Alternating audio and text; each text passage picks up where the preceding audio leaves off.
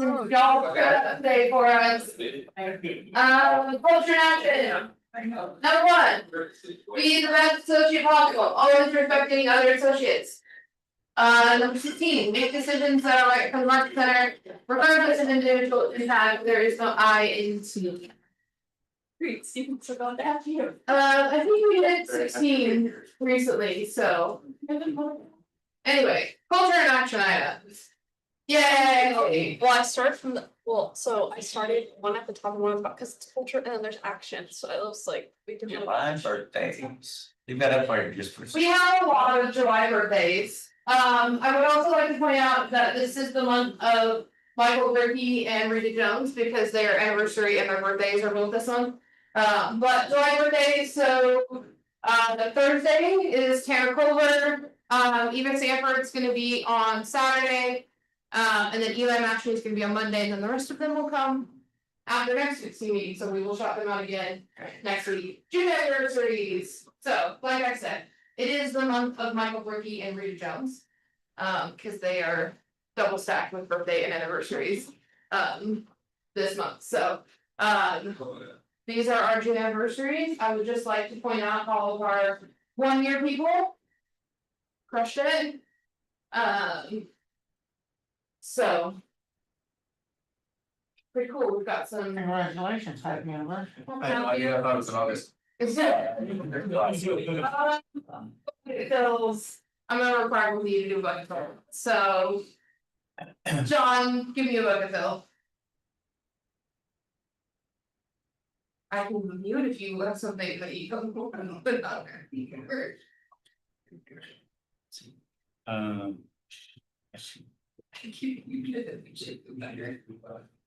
No. I mean, it's always quite the staff. Yeah, but I'll give the staff, we have to stand up, tell a bear and all that, no, I'm just kidding. As always, like to thank the staff, first thing, you come in, smiling face. I didn't say that How's it last time, going? you gotta come with something else. Oh, getting to that, I did that last time, didn't I? And you come in and you have any questions. Lacey can take care of that stuff, it's pretty quick. Tristan always takes care of stuff.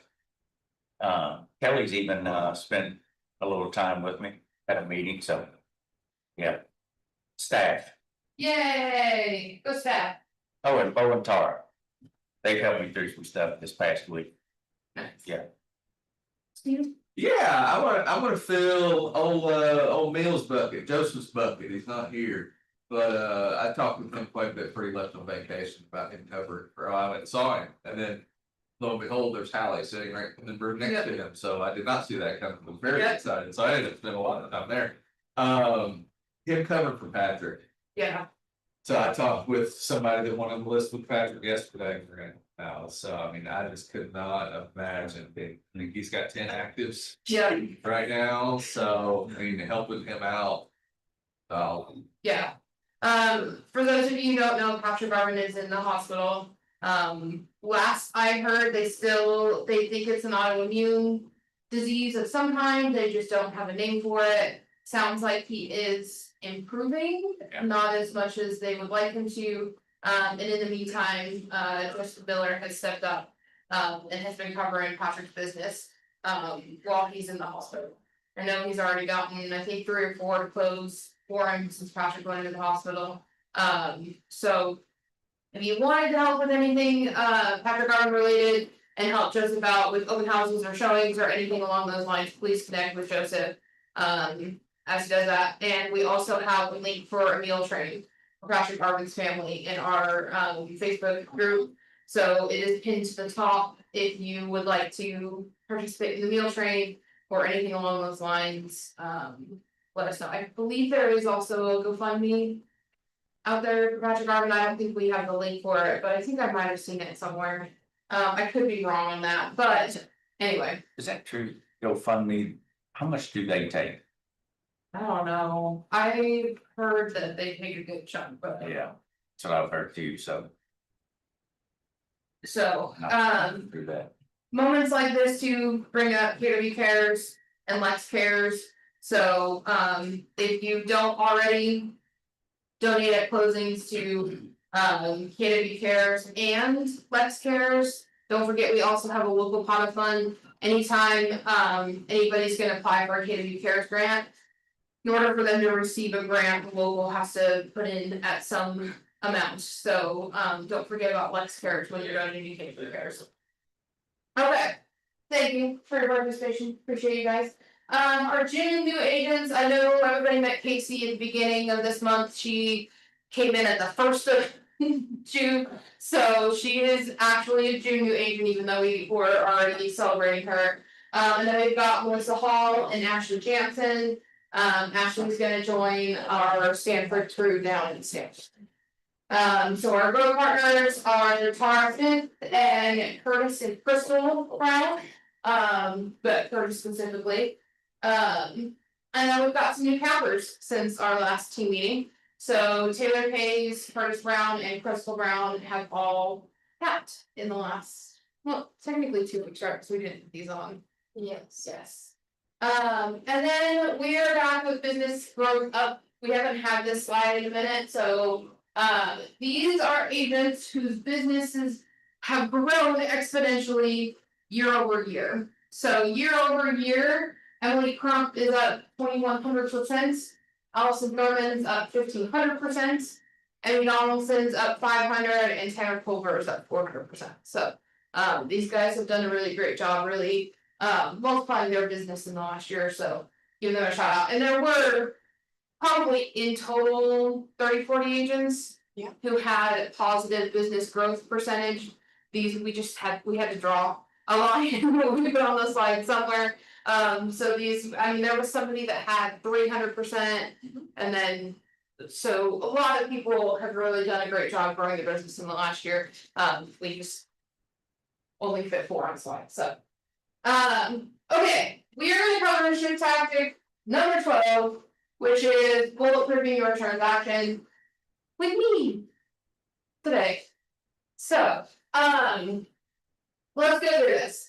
5 common problem areas. We have buyer's remorse, inspection and repair, funding, appraisals, and communication. Now, because of the time of what this class is and what we have today, I am going to skip appraisals and kind of really gloss through funding. But we're going to go through these as much as we can.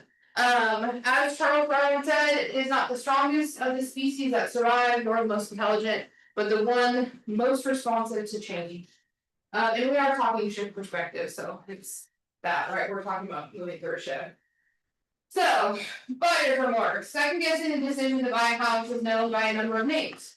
Buyer's remorse, cold feet, butterflies in the stomach, the jitters, etc. The basic problem is that buyers wonder if they've made a good decision, and they wonder if they should try to get out of the deal before it's too late.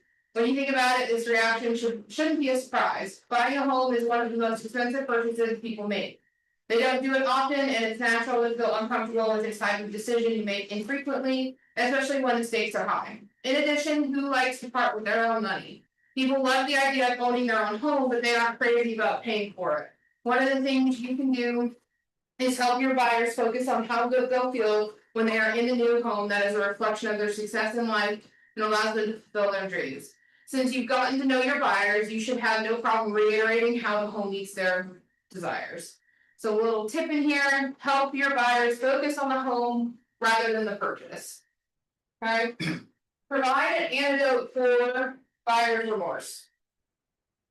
We all know that one of our most effective selling propositions is to position ourselves as a market expert. Once the contract is signed, the buyer's agent has another opportunity to demonstrate expertise. This time, you do it by informing the buyer about something that may happen in the future. Buyer's remorse. You can take a directed approach by following the script. So you guys have a script. We're writing some of these out for you. The top of the script is, I'm going to help build your immune system and give you an antidote for common affliction at this point in the home buying process. It's called buyer's remorse. And then you guys have like the rest of the script for how to have that conversation. Let your buyers know about things that will trigger buyer's remorse. News reports that make them absolutely sure they have made the worst decision of their life. Friends who tell them they are nuts for buying a home now. And well-meaning family members or friends who say you paid that much for your house. What other like triggers can you guys think of that like cause buyer's remorse? Like what have you heard from your guys' buyers that have made them kind of trigger that buyer's remorse? You know, like Listen to mom and dad, they haven't bought a house in 15 years. some of you family members. Scott, what have you heard? They always seem to read into more than intended by what's said by the inspector. That they'll, if it doesn't, just not perfectly, built, or they find some deviation in some part of the plumbing, Yeah. oh, this house is, they'll put it in their mind that, oh, we're overpaying for it, and Yeah. they're not, they don't understand that every house has plumbing, every house has a roof. Sherry, have you gotten any that have caused a 180 in buyers? Sometimes they just can't get past the mentality of owning a home, and, it just intimidates them too much. They really want to, but then when it gets serious and they are under contract, then they're just like, oh my gosh, what have I done? Mhm. Especially younger. Yeah. So what do we do? With buyer's remorse? Buyer making an offer, do a CMA. This way your buyers know what the property will most likely sell for. The CMA is considered an industry standard for determining fair market value. When your buyers have data to show they are paying a fair price, they won't have so many worries about paying too much. Mel Gentry of the Gentry Group in Austin, Texas reminds us to use recent data for the market analysis, especially when prices are shifting. Once the offer is accepted, have a celebration with the buyers to anchor the decisions. Top agents refer to it as marking the moment of victory. Moments of victory are memorable. Once you've had a moment of victory, it is hard to reverse the decision.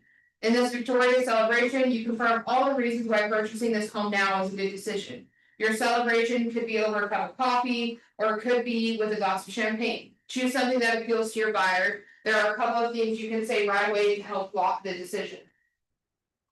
So the next script, and I believe again, this is a script that you guys have.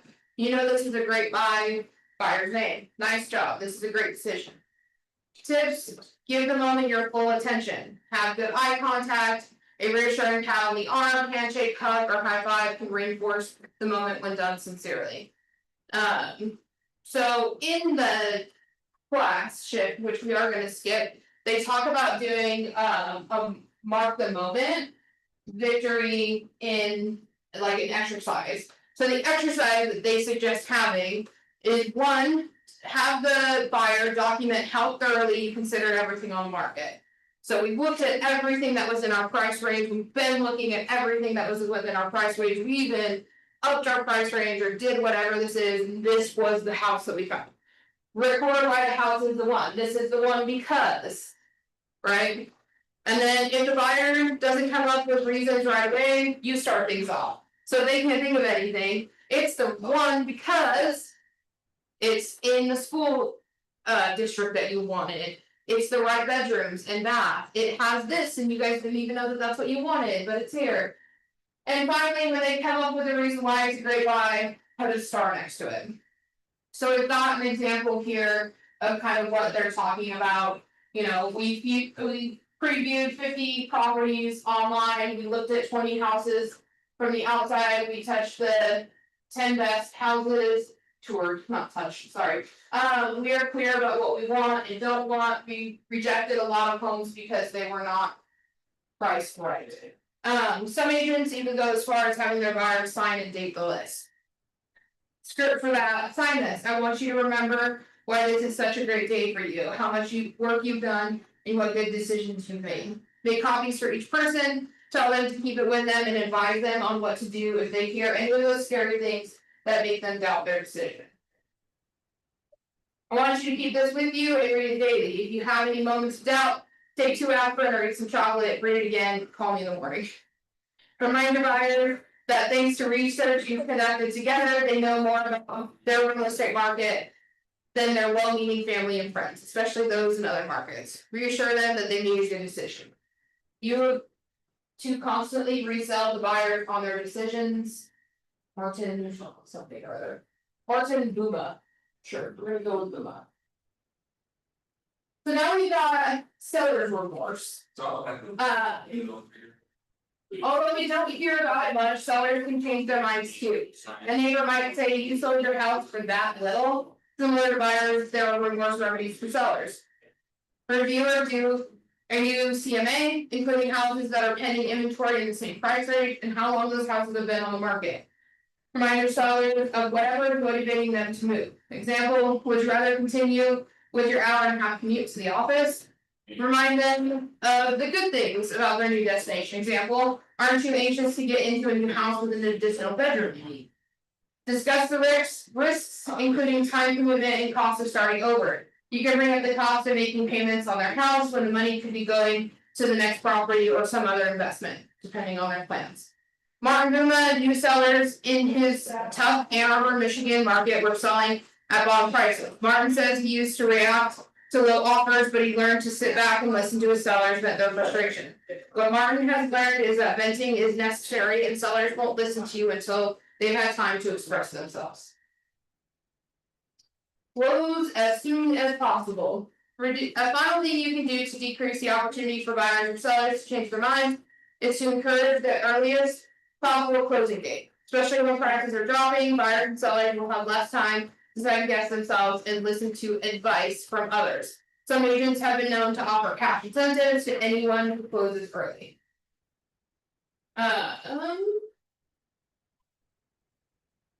Question. Early responses to stay on task, constant communication, inspecting expectations, problem solving, contract close tracking, and don't make any assumptions. Okay, any questions so far? Anything you do differently with buyers and sellers? I was just gonna comment, so what you're saying is, set the precedents up front, lay the groundwork, and then. All the way during the process. Yeah, and I like what he said too, sometimes letting them rant is the best thing for everybody and for the celebration. Like, they've gotta get it off their chest, they have to get all of their worries out and on the table. And then you can address everything that has them concerned, or you're just gonna sit there and it's just gonna keep bubbling up, and then it's gonna be a huge thing when they finally do decide to let it out. So I really like that idea of just let them rant, like just let them get it all out, and then you'll find their true purpose, like their true reason for the remorse is in there. You just have to figure out what it is, right? Is it because of the well-meaning family member who said you're not getting enough for that, or you paid too much for that? Or is it the news thing that they heard and we just need to sit down with a fact sheet in front of them and go over the numbers again? Like, what is it that's making them actually feel remorseful about their decision? Okay. Inspection and repair. Both buyers and sellers need to be prepared for inspection and repair process. Buyers view it as a time to get some money back. After all, they are concerned about paying too much when prices are falling. They also view it as a time to back out of the deal if they aren't sure this is the home for them. Whether you are working with a buyer or a seller, you need to acknowledge how they feel and help them understand the other point of view. Your goal is to keep the deal alive. In a shifting market, we have to educate sellers a lot more and help them understand what could be coming at them. So we've got another script in here. For sellers, Mr./Mrs. Seller, here's something I just want to be ready for. We know there are some issues people saw when they went through the house, such as mention the specific concerns. The inspector is going to pick those things up, and it's possible that a buyer is going to come back and ask us to take care of some of that stuff. Here's what I want you to keep in mind. It could be $1,000, it could be $2,000, and I know that you're in no mood to give it any further. I know that. I possibly understand that you have brought the price down. This is a great deal. You've done all the things. Here's one thing I want you to keep in mind that is likely to happen, and you'll have to decide. If you walk away from the deal over a few hundred or a few $1,000s, essentially you're buying the property back at the price you sold it for, hoping you make only a little more money. Will you buy the house back over $1,000? Are you willing to buy it back, hoping you can get more in a short enough period of time that it's worth doing, or do you want to make sure this deal stays together? Okay. This situation is similar to flipping a house. You could say, would you have bought this property on the open market to flip it for $500 more, or $1,000 more, or $5,000 more?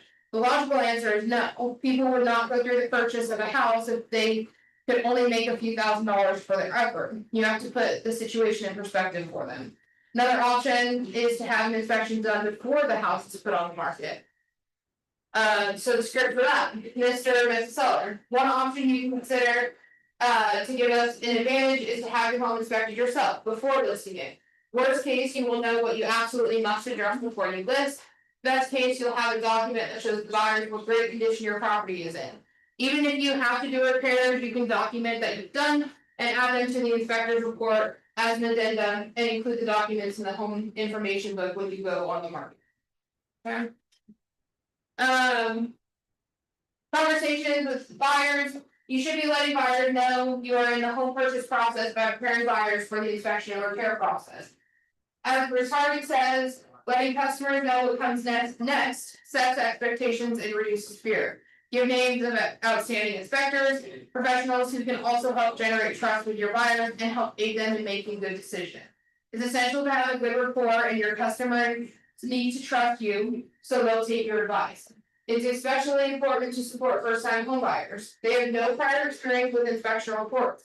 Let them know inspectors are paid to look at and document everything they see, even the small stuff. The report is long. The purpose of the report is not to nitpick over every door that creaks. The most important reason to have an inspection is to overcome any major problems that are not apparent to buyers as they walk through the house. The inspection provides information so buyers know what they are buying. If foundational repairs are required or if the roof needs to be replaced, buyers know what they need to negotiate once they have an inspection report in hand. Okay, so there's a script, I'm not gonna read this one, but there's a script in here about how to talk to your buyers about inspections, okay? Attend inspections. Many top agents show up for the end of the inspection, especially in a buyer's market. This moment gives them an opportunity to review the inspection report with their buyers. The best real estate agents learn about construction techniques to increase their knowledge base and improve the service they provide to buyers when it comes to discussing inspection issues. Top agents who understand the issues add value when they help buyers weigh the significance of each component of the report. You have several goals at the end of the inspection. 1, know what's on your client's mind. 2, keep small issues small. 3, provide information on vendor referrals. We have an affiliate list. If you don't have a vendor list, check our affiliate list. To put things in perspective, buyers who get picky about little repairs should be reminded that every house has minor flaws, and any house they buy will develop problems that don't exist on the day they purchase a house. When they're the seller, they won't want to deal with every little problem their buyer finds. Don't let the inspection become a reason to back out of a contract. Okay, anybody had a little tiny thing pop up on home inspection that blew a deal? My mom almost had a kick plate, a scratch kick plate. Dog would scratch the kick plate, and at that point, the sellers were over it and done, and her buyer would not let the kick plate go. She wanted a new kick plate. So her and the other agent ended up covering the cost of a new kick plate. They split it, and the agents brought a gift certificate to closing and handed her a gift certificate to, I think it was Lowe's. They will settle on Lowe's. $30. I personally almost fought somebody over the age of an HVAC, not the condition. Worked perfectly, gold, and then wanted a new HVAC. So, yeah, that's ridiculous. Yeah. Be prepared for home inspections. Negotiation is one of the things we get paid for. Before negotiating for repairs, it's a good idea to find out how much the repairs will cost. It's easier to agree to something when you know what the price tag is.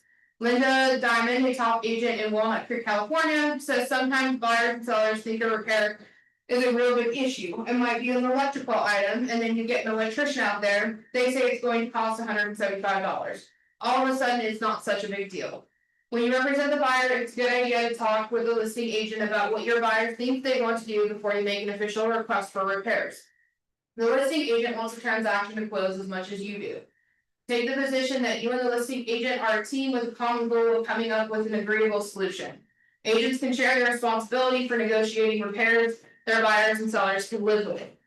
Good upfront communication about inspections can lead to a solid solution without the agony of wasted time, paperwork spent countering back and forth. Your attitude while representing your customer's interest should always be, let's make a deal. If you reach a point where buyers and sellers are digging their heels in, stop the adversarial, wow, that's a word. Positioning as soon as possible. If you want the deal to close, be the first person to make a conciliatory offer. Scripts, I'll pick up 1/3 of that. Let me help with the cost of that repair. So. That kick plate issue, right? Just run out of Lowe's and buy you a gift card that will make this close, okay? Home warranty, I'm gonna do a little thing here, we have a home warranty class coming up next week. With Emily Doyle and Dustin Warren, so if you have any home warranty questions, please come to that class. It should be a really good one, I'm excited about it. Home warranties are a great way to alleviate buyers' worries. Most top agents tell their sellers to expect to pick up that expense. If the seller will pay for it, the buyer can, or at least, that's a last option, an agent can pick up the cost. A home warranty gives the buyer peace of mind, knowing that if something goes wrong with the covered appliance or system, it will be replaced within the first year of ownership. Make sure you help your buyers understand what is covered and what's not, so they can assess the true value of the warranty. I know that America's Preferred Home Warranty, which is our home warranty partner, has a lot of great solutions on warranty coverages and that kind of stuff. And also, if you guys don't know, if you guys just by offering a home warranty to your buyers and sellers, America's Preferred Home Warranty will help you cover your E&O claim should an E&O claim ever be made on your property. Which is one of the reasons that we have it as a required document for you. As long as you guys are presenting the option of a home warranty, should an E&O claim be brought up against you, America's Preferred Home Warranty will help you cover the deductible of any E&O stuff, okay? Funding, good old funding. When the biggest disaster that can happen after you invest a significant time and effort into the sale for your purchase of a home. The biggest disaster might be funding that doesn't come through at the last minute. This problem can manifest itself in a variety of ways. The mortgage product is no longer available. The mortgage company goes out of business. The buyer no longer qualifies for the loan. What is the number one key of avoiding funding problems? Make sure the buyer uses a reputable, trustworthy lender. There are things you can do to avoid funding disasters when you represent the buyer and things you can do when you represent the seller. On the buy side. Imagine this scenario. You represent buyers who plan to get a loan from their friend in the mortgage business. It's a company you haven't heard of. You know the respected mortgage companies in your area, and this isn't one of them. The script. Just to protect ourselves and to be sure that we don't get to that closing table and find out we can't deliver on our responsibilities on the contract and the negative repercussions that would come from that. Let's get backup funding with a parallel application at a mortgage company I absolutely know will deliver for us. You can use your friend's company, but my mortgage specialist is willing to do a parallel application for you at no cost to you unless you use them. They will take an application all the way through to approval with no fees, no anything unless it's used. That's going to be great reassurance, isn't it? The best mortgage officers will do this for agents who regularly send them business. I'm gonna have a conversation with who you're going to have that parallel application with before you offer that to clients and make sure that that is something that they'd be willing to do. Your buyer should always be pre-approved for a mortgage before you take them out to look at houses. Don't waste your time with buyers who are only pre-qualified. You don't know what they can really afford. After they've signed a contract, you don't want to find out they can't afford the house you've selected. So the difference in pre-qualification and pre-approval. Pre-qualification, a buyer calls the lender and answers a few questions. The buyer knows their credit score. And it fits their financing needs. The lender may base the pre-qualification on the buyer's word. Pre-qualifications mean that if everything the buyer says is true, then the person can receive a loan for a certain amount. A pre-approval, the applicant must complete a Form 1 application and provide copies of tax returns, W-2s, pay stubs, bank statements, and other applicable information. The lender will pull the credit report, rather than rely on a credit score given by the loan applicant. Initial approval comes through an automated system. The applicant looks good, steady job, good debt to income ratio, clear indication of down payment funds. The lender will let the real estate agent know the buyer is pre-approved. Subsequently, an underwriter needs to fully approve the loan subject to finding a property. Okay.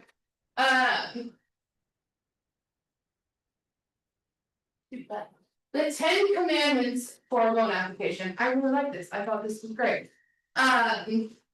Sometimes lenders might have slight reservations about your buyer, especially young first-time buyers. Getting parents to co-sign a loan can make a difference in getting the funding. Once you've got a contract on a house, let the lender know right away. Follow up with weekly phone calls and find out where they are in the approval process. Give your buyer the 10 commandments list to make sure they don't do anything to jeopardize their financial standing. Here's the 10 commandments. I really like the idea of creating some sort of like, Sherry has some really awesome smart plans that she uses in her process. I really like the idea of creating an under contract smart plan that's gonna walk them, once they're under contract, you start them on the smart plan and it walks them through some do's, some don'ts, some things to remember, you know. Here's the next step for all of these kinds of things. And maybe one of those things that you talk about are the 10 commandments. For a loan application. Some of these you guys know because you're real estate agents, but I think you would honestly be surprised how many people don't understand why they can't change their job. Well, I'm moving to a higher paying job. Well, it doesn't matter because your time at your job is going to zero when you start that new job, and that affects your loan application process, right? Like they just may not understand why some of these things are bad. So walking them through this and making sure that they understand why these things are important will help make sure that they don't happen, right? Like if they don't understand, well, I'm getting higher salary, it's a big move for me. Right, if they don't understand why that is a big deal, it could cause issues. Is this gonna be on the slides? Yeah, Okay. and there's a link on there's a QR code on the back of your thing with the link to the slides. The link on Facebook. Communication, I did warn you guys I was skipping appraisal, we're skipping appraisal. Communication. The idea behind maintaining good communication is to make sure you are aware and have an opportunity to deal with any problems as soon as they arise. You need to keep in touch with all key players. Escrow officer, lender, including back office personnel, appraiser, real estate lawyers, other real estate agents, buyers, sellers. You want to be in touch with the escrow officer as soon as you have a signed contract. Touch base regularly to find out if the escrow officer has all the required information. Do the same with the lender. As a buyer agent, you need to make sure the loan approval is moving forward. In a tough market, top agents assume they have to do everything the buyer agent should be doing. In the contract to close process, you can find liens on the title. In sales where there are divorce or death, you may be surprised to find additional owners. You'll need to be in touch with these other people. Tip, Bruce Hardy says he does a preliminary title search when he lists a property. That way he becomes aware of problems early in the sales process and has time to resolve issues. Surveys occasionally reveal discrepancies, for example, a fence being off the lot line. When a problem arises, you need time to talk with the other pertinent parties and resolve issues before closing. Problems arise when people have misunderstandings or differing expectations. You can avoid these problems by never making assumptions. When in doubt, always ask. It's also a good idea to get things in writing. Lastly, you want to communicate clearly and often in order to become aware of misunderstandings and rectify any problems. Period there, and then I go to period back, it's fine. I'm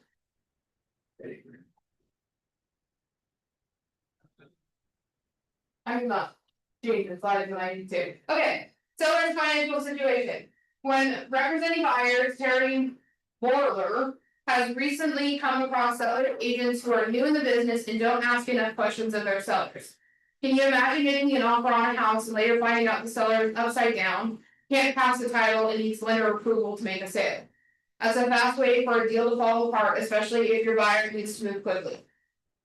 When Terry's buyer is interested in a house, Terry gets a property profile. The information she wants is available from the county recorder, and if she can't get it from the seller's agent. information to gather from the seller.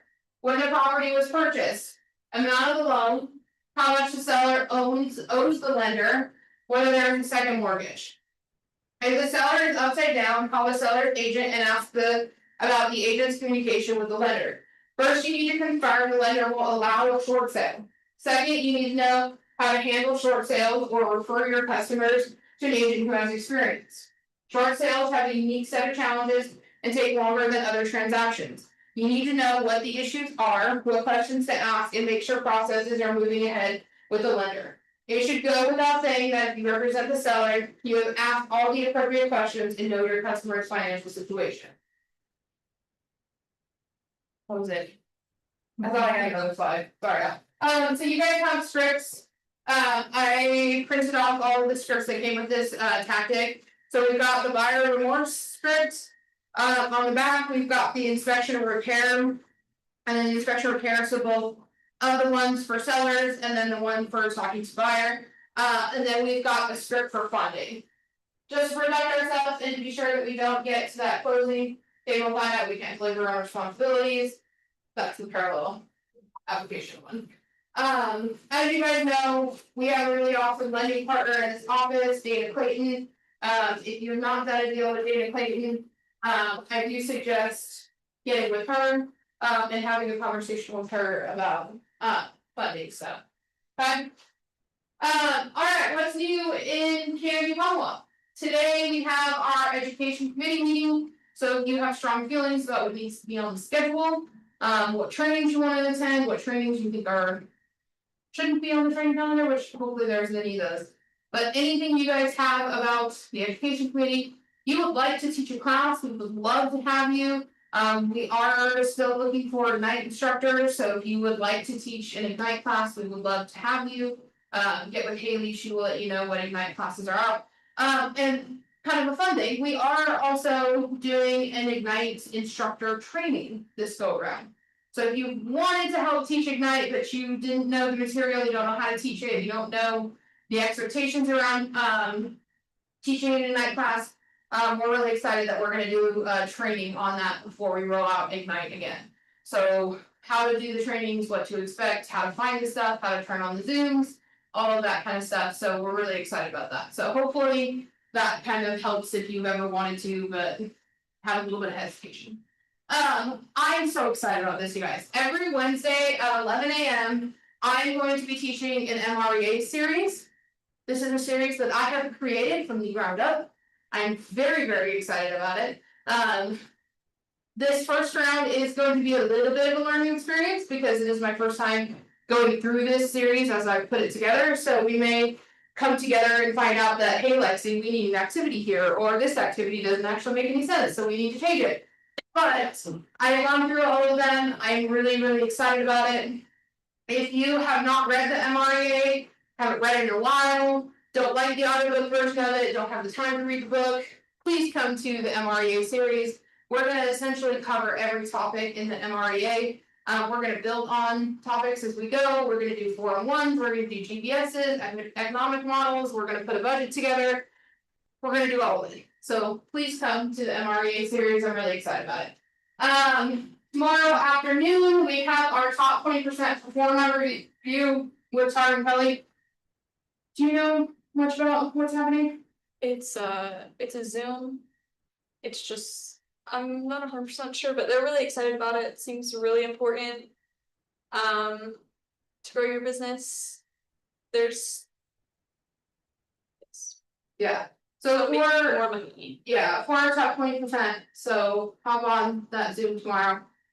With Kelly and Tara, should be really good. Thursday, we've got Value Squared with Mr. Joseph Miller. And then Tara is doing this build your personal 14-step listing marketing plan.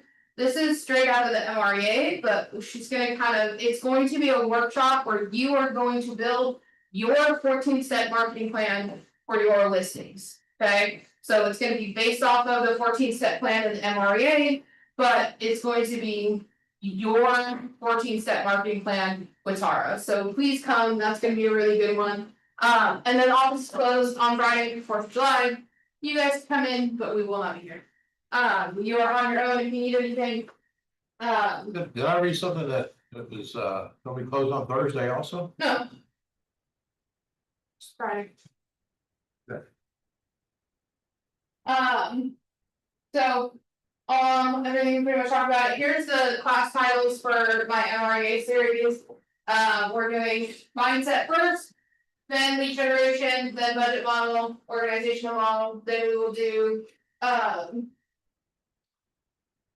economic model, and then we will do a like bringing it all together. Okay. We have a special guest speaker coming tomorrow morning for coaching people and others. Trisha Waterman, right? Trisha Waterman's gonna be here tomorrow for Yes. PC. Yep. Also, it was totally my bad, there is PC happening this week. It did not get put on the training calendar, 100% my fault, I will own that, I apologize for that. I don't actually know what happened to it, it was on there, then it wasn't, and then it got printed, and then it's gone. I will own that, my bad. There is business coaching this week, if you're interested in business coaching, please connect with, Stephen, okay? Classes coming up, not perfect, looks great. And then starting August 1st, we are moving team meetings, so. Business coaching meets Tuesday, Wednesday, Thursdays from 9 to 11. So currently with our current schedule. They spend an hour with us in team meeting instead of an hour lead generating, so. We are moving, and this is across all 4 of our market centers too, they all have pretty much the same business coaching schedule, so they're all kind of feeling this way. So as a collective, we are moving our team meetings to 11, so just an hour later, we're switching it up on you, guys got used to it for 6 weeks or 6 months, and now we're gonna. Switch it up on you, but team meetings will be moved to 11 AM starting August, so the first August team meeting will be at 11. You guys are good to go until then, we will. Make sure we have clarifying text messages coming out until that changes, and then probably a little bit after, just keep everybody on the same page. Will we have lunches after, like we used to? I don't know. Potentially, I don't know. potentially. I think we are working on a plan, there will be food of some kind, we don't know if we're gonna do. Brunch type stuff in the before or lunch after, I know like Louisville has always done food, but they always do it after team meeting. And they really like that cadence, I think the rest of us are all used to having it like beforehand. It was better when we did that. We So- used to do that. We are so starting figuring it out. My opinion, Say Not big it enough. before or after. Here's what I think it's better after. Yeah, I agree with that. If you want lunch at team meetings, what would be super helpful for us is if you would start sending people who you think would help sponsor a lunch to Haley. So you work with a home instructor that's not on our list, and they would be willing to buy us lunch, send their names to Haley. Or even if you don't know if they'd be willing to buy us lunch, if you know somebody who would benefit from coming in and talking for 10-15 minutes at a team meeting, send their information to Haley so that Haley can have a conversation about them sponsoring a team meeting and bringing us food, okay? So the more you help with that, the better the food is and the more food we get and all of that kind of stuff, okay? So if you know people who would help, that would be super helpful. Our affiliates get a little burned out with the consistent stuff, so if you have somebody not on our affiliate list that would be willing to help us, that would be great. Okay, let's do an I have ID. I have coming soon in Winchester, it's 313 Geronimo, 315 Geronimo. 13 I like that. Geronimo. So GRINMO.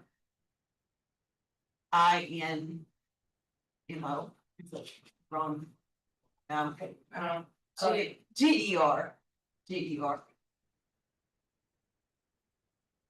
Sure, because it's 4-bedroom, 2.5 bath, split level, split foyer. And it's 249.9. Move-in ready. Where's Geronimo, is that Lexington, Winchester? Winchester. Sorry, here. Got anything else? I have 7.77 acres, almost 8 acres, a building lot in Manchester that's beautiful. It's 206,000, How many acres? almost 8, So it's commercial. residential, but it's beautiful. And I have a couple of rental houses in Winchester that one of them's on the market, another one will be soon. Where's your land at in Manchester State? Right off of Boothboro Road on Flanagan section. Oh, Good spot. Yeah, it is. We just decided not to build on it. It's my personal lot. Trying to get them involved in that. Not me. Beautiful Oh, views. But, What are the rentals? there are a couple of 2-bedroom, 1 bath, one of them's 3, they could actually be starter homes, but. 129. 140. One of them's on the market on Spring Street, but. I've got another one that's getting ready to be, so 3-bed, 1 bath. one of them's 2-1 and the other's 3-1. Spring Street is Like two that shirt, bedroom. Uh. Spring Street is a 2-bedroom. Yeah. Yeah, it's already on the market. I've got it coming soon. Hold on. Okay. Good. 1,200 square foot townhome, Lexington.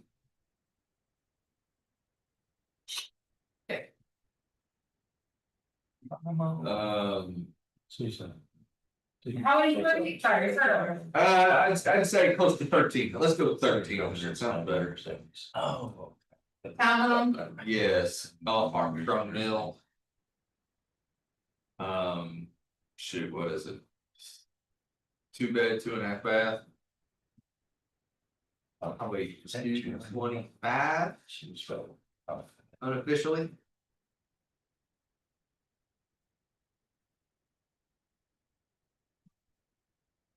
That is a W, it doesn't look Low like 80. disconnect that.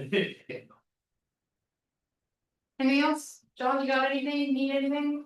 That I can think of right now, we put one on the market Saturday and. It went pretty quick, Yeah. it's crazy. Oh. Do you need anything? Listings, I need listings. Okay. Sorry, oh, go ahead. No, go ahead, I was pointing at Scott. Scott, do you need anything? Do you have anything? I'm gonna look at these investor options here that Sherry mentioned, but I'm looking for properties. Like, Haley, do you have anything? Donna, do you have anything? No, just sold the live listing. Yay! We like closing in. Yeah. Alright. I was wondering why you weren't in your job, in your sweats like you were yesterday. Alright, friendly reminder, don't share Flex MLS links on your social media. Don't share Zillow, homes.com, realtor.com links, please make sure you're using your website. It's a lead generation tool that you guys should be using. If you don't know how to use your websites, if you don't know what your website is, please connect with me, I will happily help you through that process. Please join us for education committee meeting, all those kinds of things. If you are willing to teach an Ignite session, remember, we will help you with how to do that. Please get with Haley. We're having a class. Bo's teaching class. Yep, Bo's gonna teach everybody how to do it. Next month. Which is gonna be really exciting, I'm really excited about that.